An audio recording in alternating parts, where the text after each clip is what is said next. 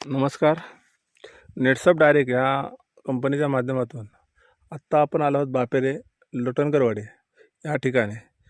काही दिवसापूर्वी आपण इथे NPK आणि शेत आणि व्यायाम आणि झेडेन हे प्रोडक्ट आपण यांना दिलं होतं.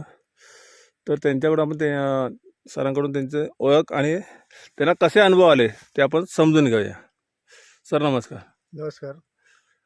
मी संतोष काशीराम बापेरे लोटणकरवाडी इथून राहणारा रहिवासी असून तरी आज 2 वर्ष मी NPK हा प्रोडक्ट वापरत आहे. माझ्याकडे 4-5 वर्षापूर्वीपासून माझ्याकडे मागे लागलेले होते नरेश कांबळे आणि महेश कांबळे.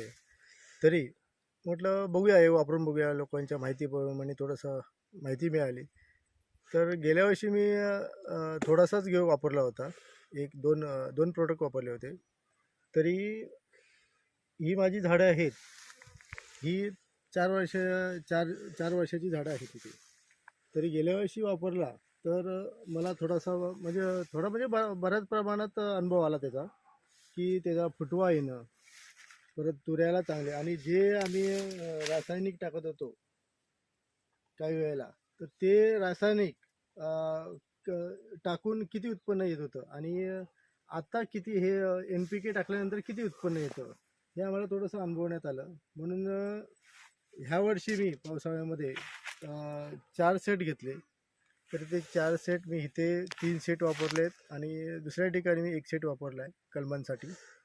तरी कलमांचा पण थोडा बहुत रिझल्ट येतो आहे. आणि थोडासा म्हणजे आता हे तुम्ही पाहता आहे ते थोडंसं ह्या वर्षीचा जो पावसाचा प्रमाण आहे हे अजूनपर्यंत पडत होता, म्हणजे आता हे 15-1 दिवस आपल्याला पडत नाहीत.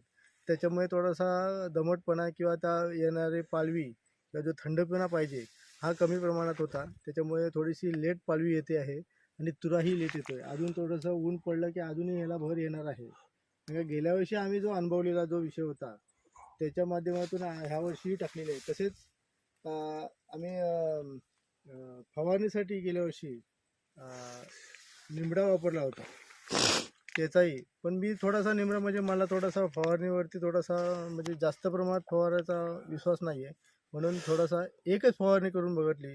तर जिथे 100 किलो मला उत्पन्न येत होतं तिथे मला 200-250 किलो उत्पन्न आलं.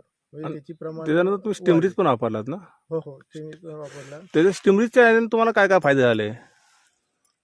त्याच्यामुळे कसं थोडासा जो काही वेळेला आपण रासायनिक वापरतो, फवारणी करतो, त्याच्यामध्ये होतंय कसं की जो तुरा येतो त्याच्यावरती थोडीशी खार पडते म्हणा का काय, हे सगळं जंतुनाशक असतात किडे. किंवा तुरा आल्यानंतर जेव्हा ते बी पडते किंवा ह्याची त्याला जो काळा पान पडतं, त्याला रोग पडतो, तो कमी प्रमाणात होता. आणि मेन मुद्द्याची गोष्ट म्हणजे की जो काजू जास्त घडाने जो व्हायचा, म्हणजे एका घडाला जर 50 काजू धरतात तर ते कमी साईजमध्ये येत होते, म्हणजे बारीक साईजमध्ये. जास्त घड आल्यामुळे त्याची साईजही कमी झाली, तो प्रमाण थोडंसं कमी झालं. कारण का जो म्हणतात ना 9 नंबरचा काजू किंवा 7 नंबरचा काजू हा मोठा असतो आणि त्याप्रमाणे. पण इथे थोडंसं त्या त्या पद्धतीचं झालं की जो काजू बारीक होत होता फवारणी झाल्यानंतर, तो हे वापरल्यानंतर स्टिमरी बायोनेट हां, वापरल्यानंतर सेंद्रिय वापरल्यानंतर त्याची प्रमाण मिडियम झालं. म्हणजे जास्त मोठा पण नाही, जास्त बारीक पण नाही, मिडियम. तो वजनामध्ये चांगला व्यवस्थित भरला. कारण का जेव्हा क्वांटिटी होते काजूची तेव्हा म्हटलं जातं 160 बसते, 180 बसते वजनावरती. काही जर मोठी असेल तर ती 120 पर्यंत बसते, 100 पर्यंत पण बसते. पण हे 130 पर्यंत क्वांटिटी झाली, 125-30 पर्यंत. म्हणजे त्याचं प्रमाण म्हणजे काही मार्केटला त्याचा उपलब्धपणा चांगला झाला. ओके. त्याचबरोबर तुम्ही दुसऱ्या शेतकऱ्यांना पण सांगायचा प्रयत्न केलात. हो, माझ्या संपर्कात जेवढे आलेले होते तर माझ्या आता वाडीमध्येच म्हटलं तर मी सुरुवात केली. माझ्यानंतर माझे बाजूचे 4-5 काका आहेत, त्यांनी त्यांचं प्रोडक्ट घेतलेलं आहे आणि त्यांनाही त्यांचा चांगल्या प्रमाणात अनुभव आलेला आहे. तर त्यांनी पहिल्या वर्षी मी गेल्या वर्षी सांगितलं होतं, त्याच्यामुळे ह्या वर्षी त्यांनी स्वतःहून म्हणजे बाबा अमुक अमुक नरेश कांबळे केव्हा येणार आहेत, काय बाबा आम्हाला प्रोडक्ट घ्यायचं आहे, अशी त्यांनी स्वतःहून मागणी केलेली आहे. म्हणजे त्यांना अनुभव आलेला आहे. बरं. कसं आम्ही पण आता याच्यामध्ये क्षेत्रामध्ये म्हणजे आम्ही सेंद्रियवाले आहोत. पण सेंद्रिय प्रमाणात आम्ही गांडूळ खत वापरतो किंवा जीवामृत वापरतो. तसं म्हटलं हेही वापरून पाहूया, म्हणून त्याचा अनुभव आम्हाला त्याच्यात आलेला आहे.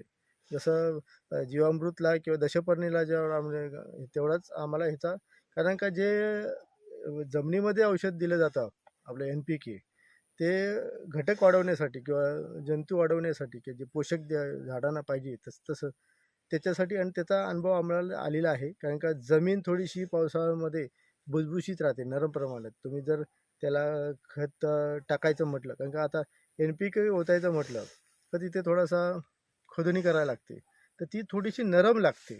तर एन टायमाला तिथे पालापाचोला जाऊन कडक असायची जमीन काही ठिकाणी, तर तो प्रमाण थोडासा कमी झालेला आहे. आणि त्याचं गांडूळ पण तुम्ही पाहिलात त्याच्यामध्ये, आम्ही पावसाळ्यामध्ये इथे अनुभवलेल्या गोष्ट आहे की खाली गांडूळ चांगल्या प्रमाणात झालेले आहेत त्याला. सर इथे तुमची साधारण किती झाडं आहेत?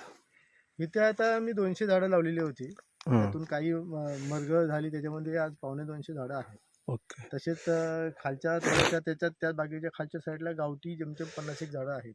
त्यांना पण तुम्ही वापरला जाईल ना? हो, त्यांनाही वापरलेलं आहे. 5-6 कलमं आहेत हां. व त्यांच्याही मुदामध्ये टाकलेले आहेत. म्हणजे एक कारण का हा प्लॉट जो आहे हा पहिल्यापासून म्हणजे 7-8 वर्षापासून हा सेंद्रिय प्रमाणामध्येच आहे. बरोबर. म्हणजे रासायनिकचा विषय नाही, कारण का वरती थोडासा कसा राळमा असल्यामुळे वरती कोणाचा जाय नाही. रासायनिक टाकायचा विषयच येत नाही. त्याच्यामुळे वरून खाली जे वाहून येणारं जे पाणी असतं रासायनिकचं, ते इथे नसतं. बरोबर.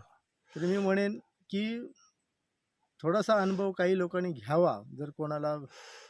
आणि शक्यतो मला एक असं सांगावं असं वाटतं की जेव्हा आम्ही रासायनिक वापरतो म्हणजे खत वापरतो, तेव्हा आम्ही 50 किलो का 40 किलोची पोते घेतो आणि ते आम्ही 50 झाडांना टाकू किंवा 100 झाडांना टाकू. एक क्वांटिटी पकडूया, 10 गोणी घेतल्या बरोबर. तर त्या एक शिटीतून आणायच्या म्हटल्या, ते लांज्यातून आणायच्या म्हटलं, ते गाडी वाढत लागलं.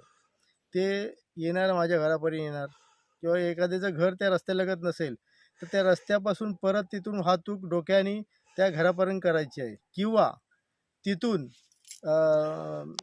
10 लेबर वापरायचे आहेत किंवा 5 लेबर वापरायचे आहेत. तर मिनिमम खर्च काढला त्याचा मिनिमम, तर कसं होतं, आज 400 रुपये रोज आहे प्रत्येक लेबरचा, दिवसभर ते लेबर वापरायचं आहे. तर तो 400 प्रमाणे जर तुम्ही 5 किंवा 10 लोकांचा काढला तर 4000 रुपये ते वेस्टेज गेले एका दिवसाचे. असे तुम्हाला 4 दिवस वापरायचे आहेत. तर त्याचा एक तुम्ही हे करा. या औषधामध्ये NPKच्या औषधामध्ये एवढा फरक पडतो आहे की फक्त 200 लिटर किंवा 500 लिटरची तुम्ही तुमच्याकडे जर उपलब्ध ड्रम असेल तर ते तुम्ही भरून ठेवायचं आहे. एका ड्रममध्ये तुम्ही 1 सेट टाकू शकता आणि तुम्ही 50 झाडांना वापरू शकता.